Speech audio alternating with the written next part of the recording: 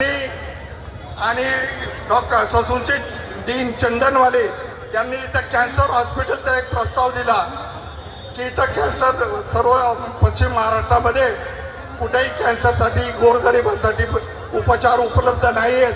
त्यामुळे इथं कॅन्सरचं हॉस्पिटल व्हावं आणि त्याला आम्ही डॉक्टर बाबासाहेब आंबेडकरांचं नाव देणार आहे. त्यामुळं ही चळवळ थोडीशी थंडावली, परंतु त्यानंतर मात्र खऱ्या अर्थानं शासनानं वेगळी पावलं टाकायला सुरुवात केलेली आहे. 2016 साली देवेंद्र फडणवीस मुख्यमंत्री असताना त्यांनी या ठिकाणी सार्वजनिक बांधकाम खात्याला आदेश दिला की या ठिकाणी सार्वजनिक बांधकाम खात्याने ही जमीन विस्तारीकरणाला परवानगी द्यावी.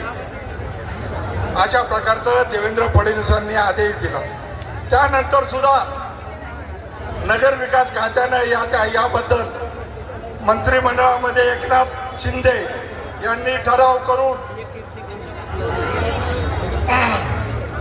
ही जमीन ही महाराष्ट्रामधल्या महाराष्ट्र राज्य रस्ते विकास महामंडळाच्या 5 जमिनी नागपूर असेल, मुंबई नरिमन पॉईंट असेल, ही मंगळवार पेठेतली जागा असेल, या सगळ्या जागा खाजगीकरणानं विकण्याचा निर्णय घेतला आणि त्याप्रमाणे त्यांनी निविदा काढायला सुरुवात केली.